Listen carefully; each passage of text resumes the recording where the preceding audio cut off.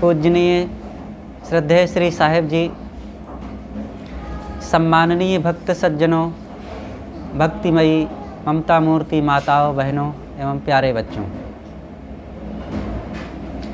हम लोग इकट्ठे हुए हैं और इकट्ठे होने का कुछ ऐसा फल होना चाहिए कि जीवन की समस्याओं के समाधान के लिए कुछ चर्चाएं हो।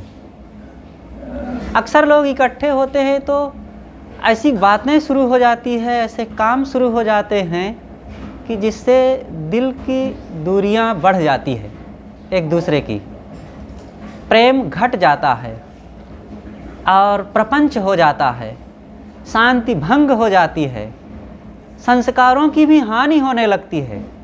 तो ये संबंध, ये मिलन अच्छा नहीं होता है। व्यवहारिक या आध्यात्मिक किसी ना किसी ढंग से तो लाभ होना ही चाहिए दो लोगों के मिलने का।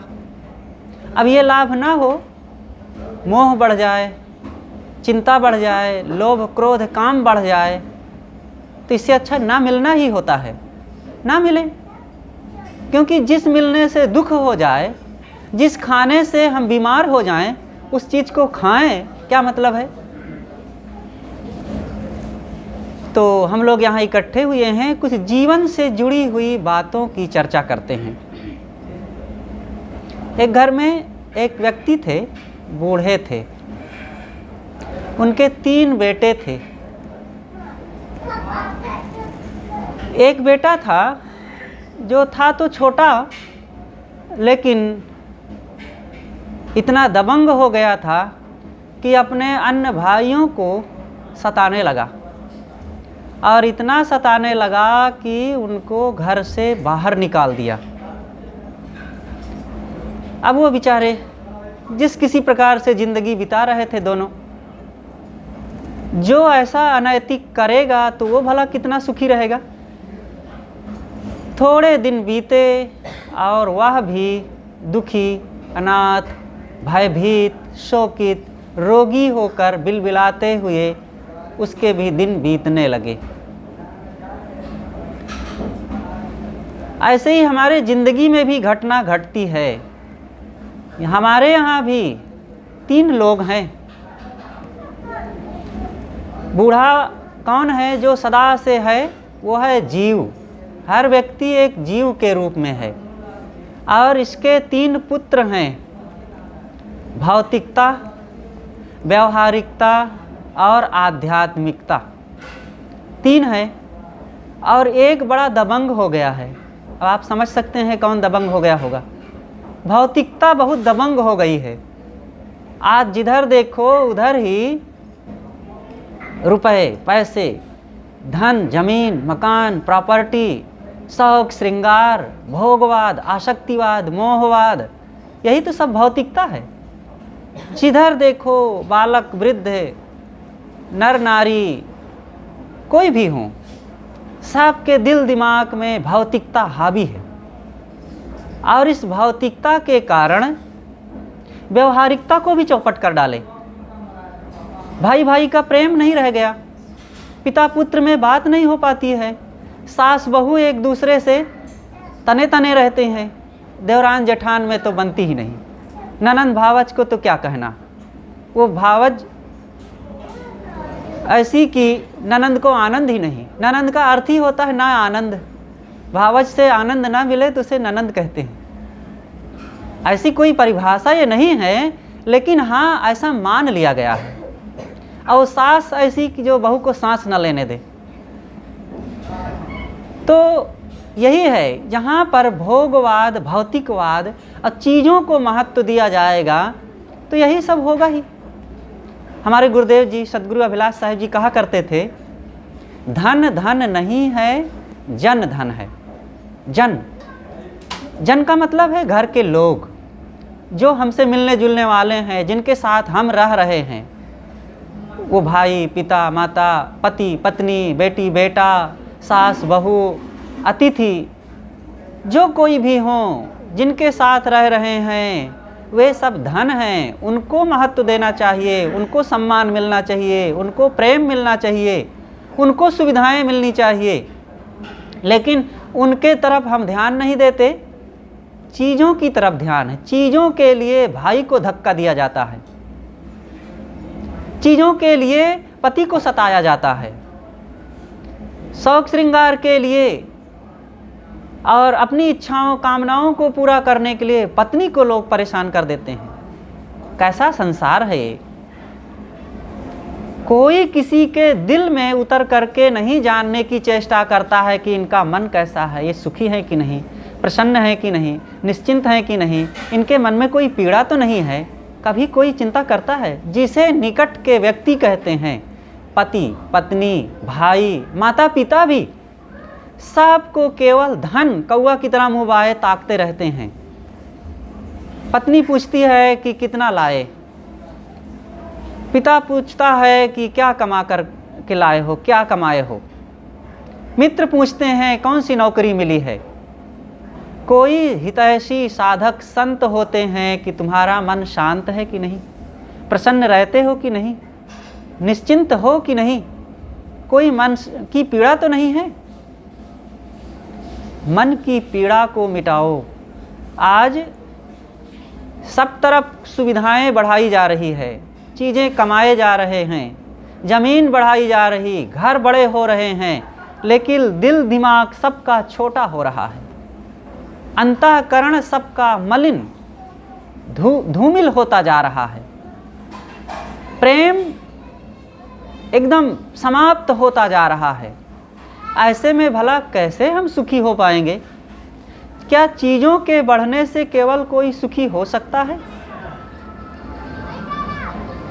चाहे जितना चीज़ें बढ़ जाएं, चीज़ों से आप खाएंगे पिएंगे पहनेंगे, गाड़ी घोड़ा खरीद लेंगे, चलेंगे और अच्छे मकान पलंग बिस्तर ले आएंगे, लेकिन क्या चीज़ों के कारण आपको नींद आ जाएगी? चीज़ों से आप अपनी जवानी को बरकरार रख सकते हैं? चीज़ों से क्या आप मौत को दूर कर सकते हैं? नहीं हो सकता है। चीज़ों को थोड़ा महत्व दें, जितना उसका महत्व है उतना ही महत्व दें। उसके अलावा हमारे जीवन में सुखी होने के और बहुत साधन हैं। प्रेम, दया, क्षमा, सहनशीलता, धैर्य, उदारता, करुणा, गम, संतोष, इन चीज़ों को सब लोग बढ़ाओ जो जहाँ रह रहे हों। तो मैं कह रहा था कि एक भाई दो को भगा दिया है। इस भौतिकवाद ने व्यवहार को और अध्यात्म को, शांति को, दोनों को चौपट कर दिया है। भौतिकता की तरफ बहुत ना भागें। भौतिकता का उपयोग उसको नकारा नहीं जा सकता है। हम लोग यह संत महात्मा या बुद्ध महावीर कबीर जिनको कहते हैं, वे अध्यात्म की चरम ऊंचाई पर पहुँचे हुए महापुरुष थे, लेकिन वे भी तो खाते रहे, वे भी तो कपड़ा पहनते रहे, और वे भी जहाँ रहते रहे होंगे कुछ बिछा करके सोते रहे होंगे, तो वे भी कैसे धन को नकारे होंगे। लेकिन धन के नाम पर वे व्यवहार को और मन की शांति को नहीं नकारे। देखो, महाराज श्री राम हमारी भारतीय परंपरा के एक महान मर्यादा पुरुषोत्तम आदर्शवान महापुरुष कहलाते हैं, और श्री राम जी माता की आज्ञा थी और पिता का वचन न टले, इसलिए राज छोड़ दिए। भाई को राज मिल जाए। भरत और राम के बीच में अयोध्या की राजगद्दी गेंद की तरह हो गई। इधर से राम उछाल देते थे और उधर से भरत उछाल देते थे। अंततः मजबूर हो करके भरत जी ने अयोध्या की गद्दी को संभाला, और वो भी शर्त के अनुसार 14 वर्ष के लिए, कि भैया जिस दिन 14 वर्ष बीतेगा आप आ करके अयोध्या को संभालिए, और नहीं तो मुझे जीवित नहीं पाएंगे। देखो, ये भाई भाई का प्रेम है। और आज भाई भाई एक दूसरे के धन को हड़पने के लिए, हर षड्यंत्र करने के लिए प्रयास करते हैं। फैजाबाद की घटना है। एक सज्जन थे, वे रामायण का पाठ करवा रहे थे, साप्ताहिक रामायण का पाठ चल रहा था। तो एक विद्वान वहाँ के थे, आचार्य रजनीकांत शास्त्री।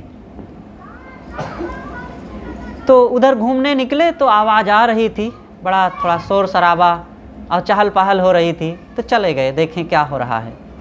जब देखे, पता लगाए कि यहाँ रामायण का पाठ हो रहा है, तो पूछे, भाई आपने क्या अनुष्ठान किया, ये कैसा कार्यक्रम है? उन्होंने कहा कि बस थोड़ा सा वो भाई को लेकर के। कहें भाई को लेकर के मतलब? उन्होंने कहा कि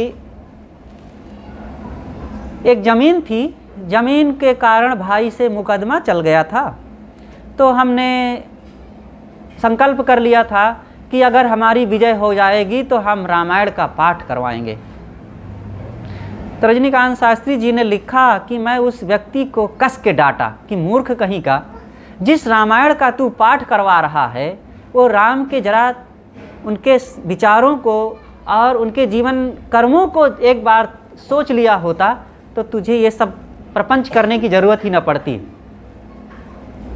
जिस रामायण का तू पाठ करवा रहा है वो रामायण के महापात्र श्री राम जी राजगद्दी भाई को मिल जाए, इसलिए वो छोड़ करके 14 वर्ष के लिए जंगल का रास्ता अपनाए थे, और उन्हीं राम के आदर्शों को तू अपनी भाई के धन को हड़पने के लिए यहाँ पर पाठ करवा रहा है। शर्म नहीं आ रही है? कस के डांटे।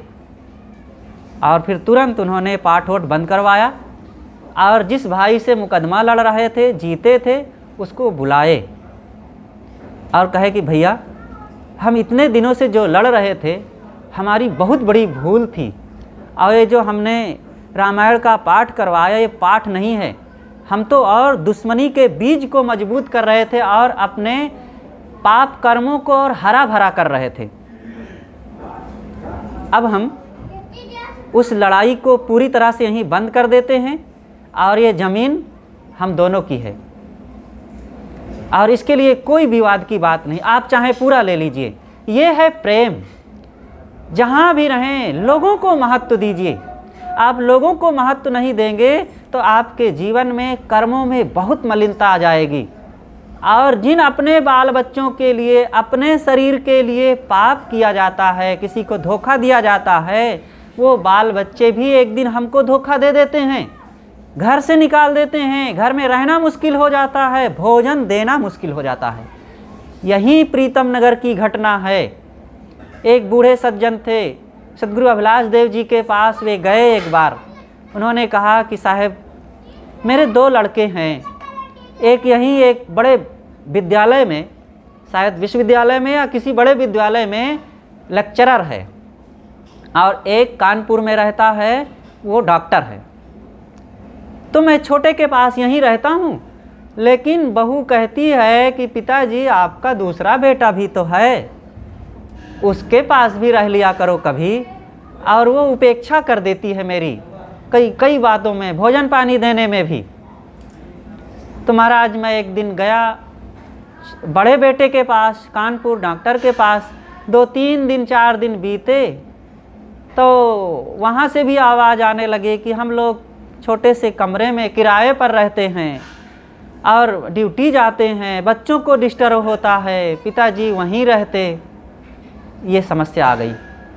जिन बाल बच्चों के लिए उन्होंने सब कुछ किया होगा, छल छद्म जैसे तैसे अपना खून पसीना बहा करके धन कमाए होंगे, वही बच्चे आज उनको किसी न किसी ढंग से प्रताड़ित कर रहे हैं। एक दूसरे सज्जन थे, वे भी मिलने आए। उन्होंने कहा कि साहब जब बेटे के ड्यूटी से घर आने का समय होता है तो मैं ड्राइंग रूम से निकल करके गैलरी में घूमने लगता हूँ। ड्राइंग रूम में बैठे रहना मुझे पसंद नहीं करता है बेटा। ये है बेटियों की बात, बहुओं की बात।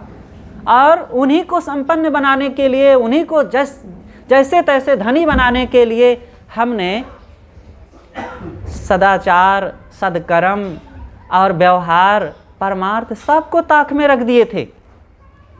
और जिस शरीर के लिए हमने इसको सजाने के लिए, अनेक भोगों से इसको सुख देने के लिए पता नहीं क्या क्या किए थे, लूट खसोट किए थे और अत्याचार दुराचार भी किए थे। और वो शरीर क्या करता है हमारे साथ? आए दिन कहीं पेट पीड़ा होती है, कहीं सर दर्द होता है, कहीं दांत दर्द होता है, कहीं कमर दर्द होती, घुटना दर्द होता है और हमको रुलाता है कस के। और यही शरीर के लिए हम पाप करते हैं। कभी ना सोचिए ऐसा, ये ना परिवार आपका सदा साथ देने वाला है, ना शरीर, आपके कर्म साथ देंगे। तो इसलिए कर्मों को क्यों ना पवित्र बनाया जाए। सब लोग अपने जीवन में पवित्र कर्मों की कमाई करें, चाहे नर हो या नारी, सबके लिए ज़रूरी है। नारियां कभी ये ना सोचें कि हम तो नारी हैं। अरे नारी हैं तो क्या हुआ, इंसान हैं।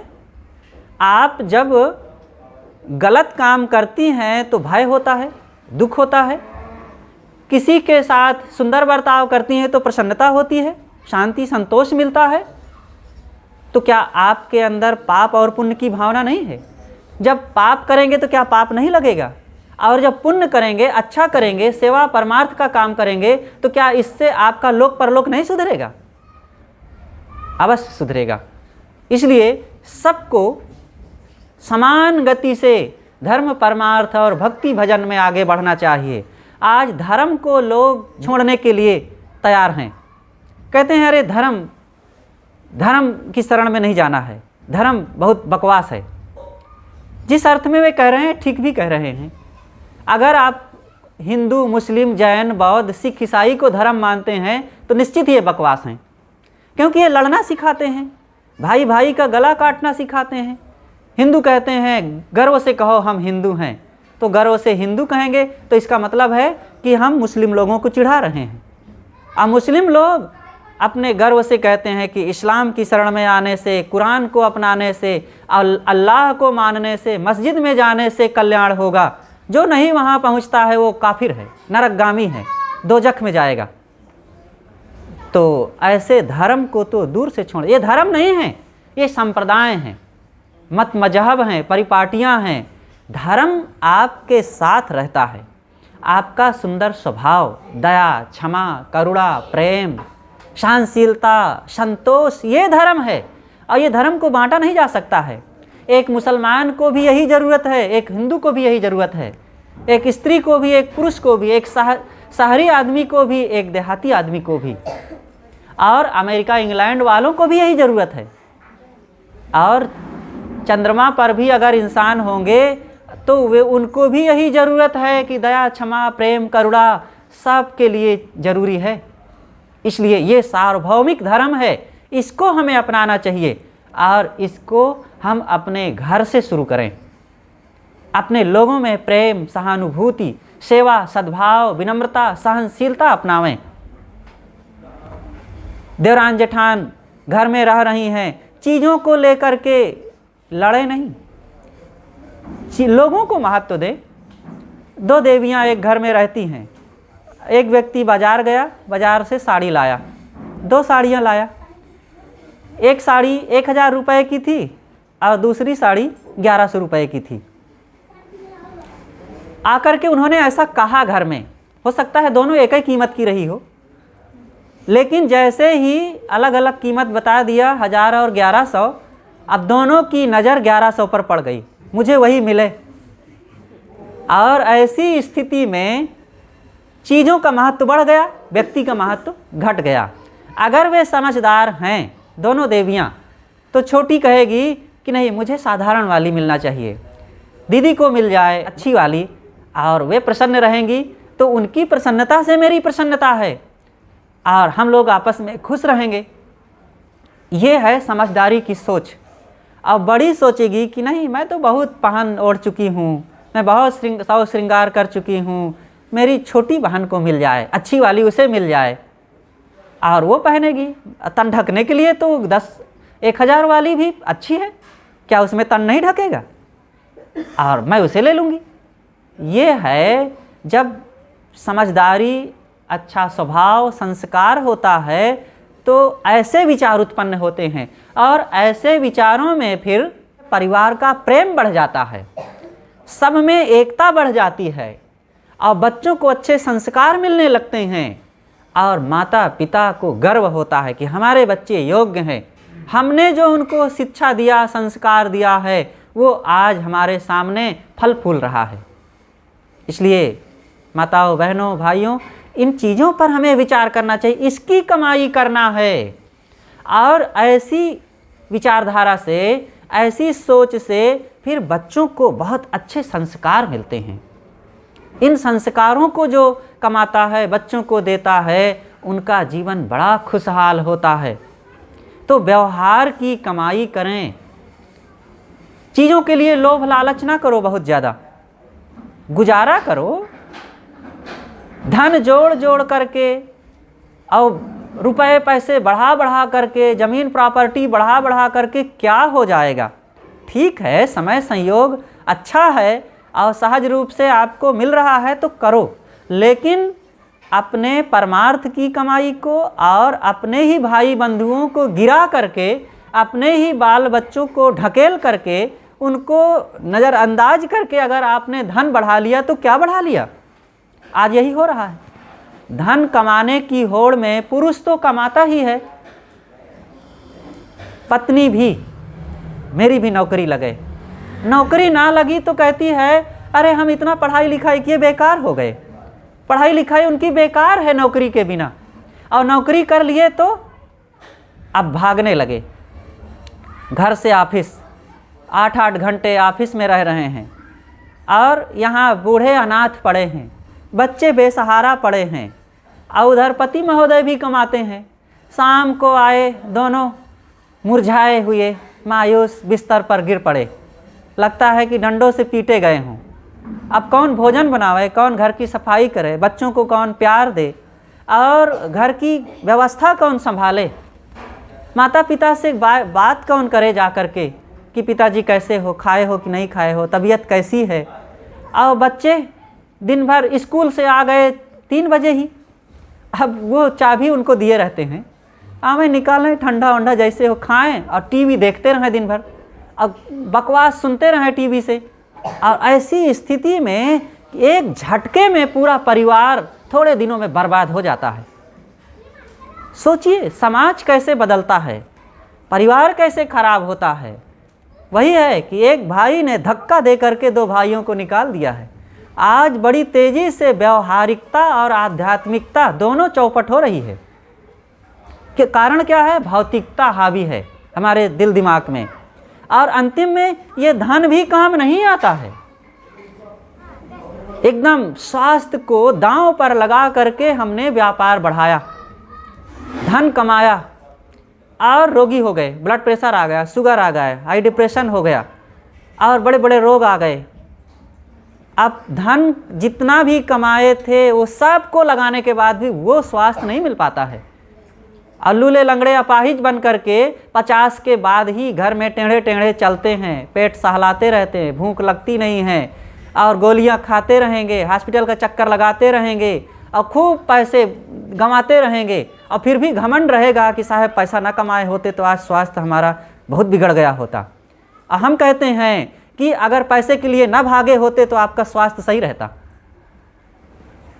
ये पैसे के पीछे भाग भाग करके हमने स्वास्थ्य को भी खराब किया और परिवार को भी खराब किया। माता पिता को भी हमने सेवा ना कर सके, वो कमाई भी ना हुई, और बच्चों को संस्कार भी ना दे सके, और वो संस्कारहीन बच्चे हमारी बुढ़ापा में बदला लेंगे, क्योंकि हमने उनको इंसान बनाया नहीं, उनको संस्कार दिए नहीं, इंसान की कीमत बताए नहीं। क्योंकि वो जब जैसे पढ़े, थोड़ा सा 5-10 साल के हुए, तो कुछ लोग तो आज ऐसी जगह में डाल देते हैं, हॉस्टल में ही, कि वे 2-4 क्लास में पहुँचे तो वहाँ हम दे देंगे, हमारे पास पैसा की कमी नहीं है, और बच्चे वहाँ पढ़ेंगे, 4 लाख रुपए दे देंगे साल भर का, और दे देते हैं बहुत लोग। आज उनको खुद पढ़ाने की, उनको पास में रखने की फुर्सत नहीं है, पैदा किए और 2-4 साल तक किसी तरह झेले और फिर दे दिए, और उसमें भी 2-4 साल वो ढाई आकर के पालती है, खिलाती पिलाती, दूध पिलाती, और कुछ ऐसी चीज़ खिला करके वो सुला देती है, अपना मोबाइल चलाती है। तो अब बाद में बड़ा बच्चा हुआ तो स्कूल में डाल दिए, हॉस्टल में, 4-6 महीना में बच्चा 1 दिन 2 दिन के लिए आ जाता है। और उसी को खिला लिए, चुम चाट लिए और बड़ा प्यार दिखा दिए और फिर भेज दिए।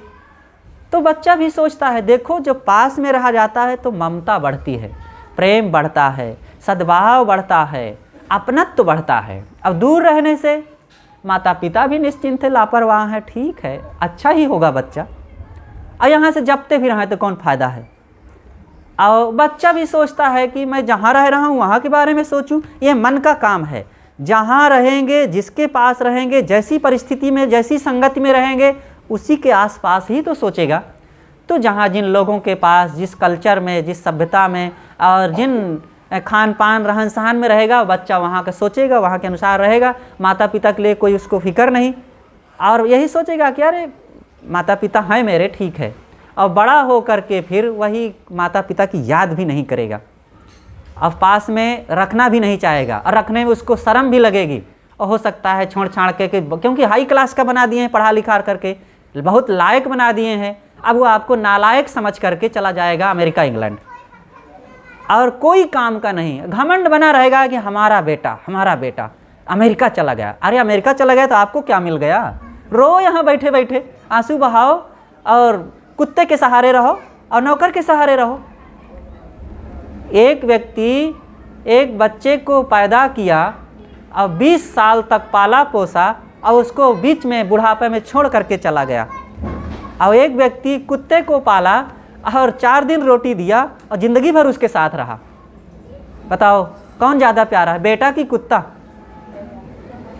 आज यही हो रहा है, कुत्ते को खूब प्यार मिल रहा है। अरे भाई वही प्यार आप अपने बेटे को दो। तो ये व्यवहार है। ये देवियाँ भी एक तरफ कहा जाता है कि हमारे साथ अत्याचार होता है, हमारे साथ पक्षपात किया जाता है, हमको सम्मान नहीं मिल रहा है, हमको वो समाज में अधिकार नहीं मिल रहा है। अधिकार तो मिलना ही चाहिए, वो कम नहीं है किसी प्रकार से, लेकिन वो अधिकार के योग्य बने, वो मर्यादाओं में रहें। जब पुरुषों के शौक श्रृंगार बढ़ते हैं तो उनके कपड़े बढ़ जाते हैं, और देवियों के शौक श्रृंगार बढ़ते हैं तो उनके कपड़े घट जाते हैं। और फिर कहते हैं कि हमारा जीवन हमारा शरीर है और हम जैसे चाहें पहने। तो फिर पुरुषों का भी एक काम है कि उनका मन है, जहाँ चाहें जिनको मर्यादा देंगे। मर्यादा पाना एक बहुत बड़ी योग्यता है, सेवा पाना बुढ़ापे की एक बहुत बड़ी योग्यता है। बूढ़े लोग भी ये न सोचें कि बच्चों का ही दोष है सारा, उनका भी दोष है। सेवा कैसे पाया जाता है यह भी तो सीखें। अब जैसे जवानी में रहें, अपने पत्नी और अपने बच्चों में जब मन हो जिसको डांट देते थे, जब मन हो जहाँ घुस के रह लेते थे, बैठ लेते थे, सो लेते थे, और जैसे मन होता था पहनते ओढ़ते थे। अब बहू आ गई है, नाती पोते हो गए हैं, वैसे ही आप घर में हर जगह अधिकार मान करके घूमेंगे, बैठेंगे, पहनेंगे, खाएंगे और बकबक करेंगे और सिगरेट पिएंगे, तो फिर वो सम्मान नहीं मिलेगा।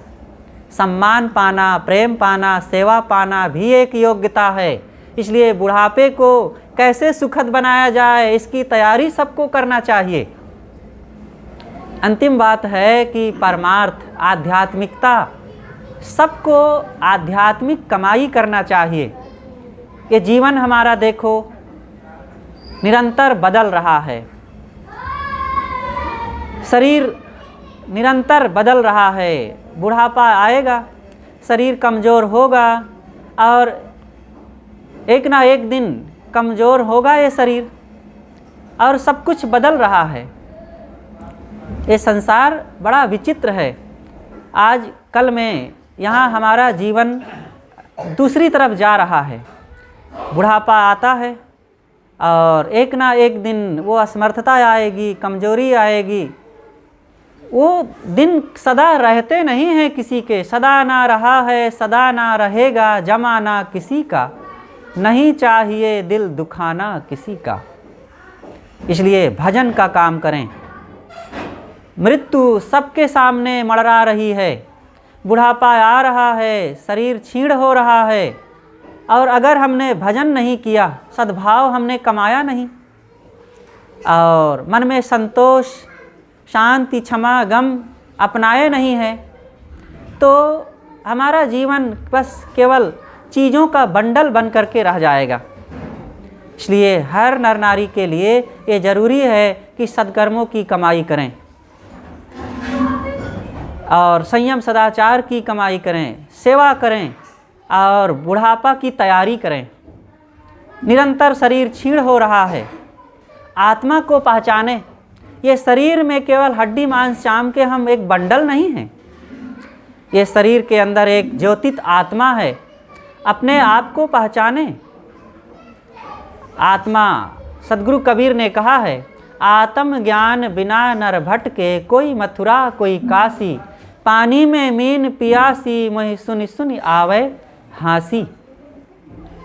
पानी में मीन पियासी, पानी। लोग अपनी आत्मा को भूल करके बस चीज़ों के लिए, भोगों के लिए रात दिन दौड़ते रहते हैं। आत्मज्ञान की तरफ लगें। आपका शरीर एक ये शरीर है और इस शरीर को पा करके हमें भजन का काम करना चाहिए।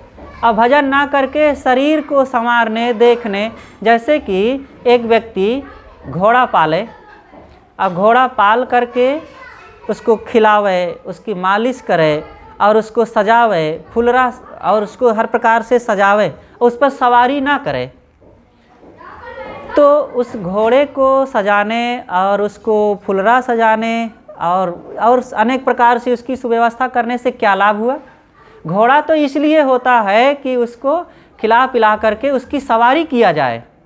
ऐसे शरीर है, इस शरीर को खूब सजाओ, खूब अच्छा अच्छा पहनाओ ओढ़ाओ और इसके लिए चीज़ें कमाओ, लेकिन भजन ना करें, साधना ना करें, सद्गुणों की सदाचार की कमाई ना करें। बस शरीर को हम बस सुंदर बनावें, सजावें, खिलावें, पिलावें और आत्मज्ञान से सदा दूर बने रहें। ना हम सत्संग में गए और ना भजन का काम किए, ना कर्मों की कमाई किए, ना बच्चों को संस्कारी बनाए, तो हमारा सारा बाहर का कमाया हुआ व्यर्थ चला जाता है।